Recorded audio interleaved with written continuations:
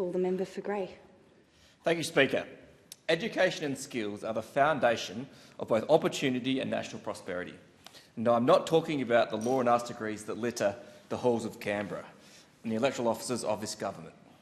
I'm talking about the vocational and technical skills that drive economies, spark innovation and build the productivity that underpins great societies. Every investment we make in education pays dividends in productivity, in social cohesion, and a strong education system is what makes Australia not just a lucky country, but a smart one. But, Speaker, I rise today because the promise of education is not being delivered equally. Students in regional South Australia face barriers that city students do not. Distance, staffing shortages, limited access to specialised subjects. It is not fair, it is not equal. Put simply, the arts, laws and political students in inner-city Melbourne who will go on to join the union and work for the Labor Party for the rest of their lives have it much easier than the young regional Aussie butlers who want to learn a trade or upskill to be able to get a job that pays fairly. Teachers in the regions deserve the same professional support and access to resources as those in metropolitan areas, yet too often they are left to do more with less.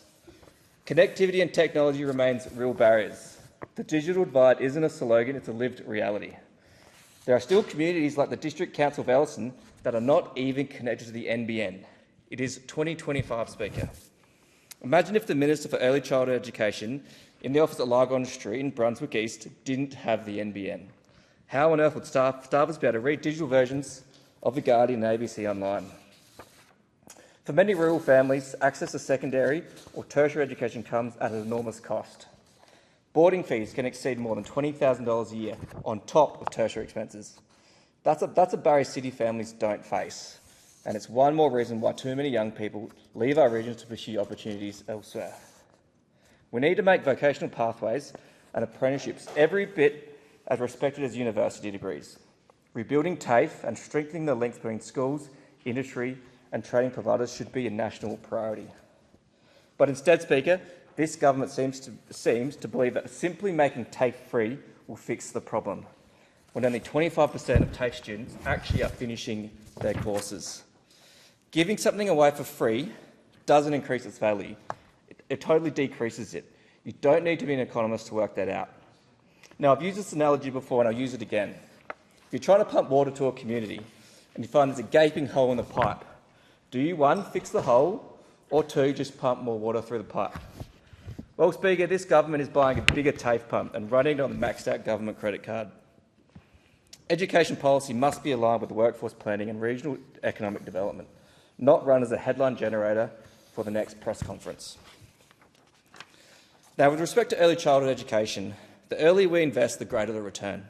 Quality early learning has lifelong impacts, and yet in my electorate of Grey, we have the worst access to childcare in the entire country. I mentioned the offer of Senator Walsh, Minister for Early Childhood Education. And let me tell you, the realities in my electorate in relation to early childhood education cannot be any further from leafy, lefty latte Brunswick. Around one-third of families don't have access to childcare at all. And given this Labor-fuelled cost of living crisis, where you need two incomes to raise a family, it is very difficult to employ young parents or even keep them in our regional towns. Access to early childhood education in small towns is patchy with long wait lists, and the funding models must ensure the sustainability of rural childcare centres and kindergartens. And Speaker, let's not forget the basics. Literacy and numeracy must remain at the core of our education system, supported by evidence-based teaching methods, not ideology. Because before we can teach Billy from Brunswick about coding or AI, every child must first be able to read, write and count confidently. Speaker, a fair go starts in the classroom. Education isn't an expense. It's the most strategic investment we can make in Australia's future. Let's make sure that every Australian child, regardless of their postcode, whether they live in Port Augusta, Port Parham or Port Adelaide, have the same opportunity to learn, to grow and to thrive. Because that's how we build not just a lucky country, but a smart, fair and united one. Thank you, Speaker. Thank you.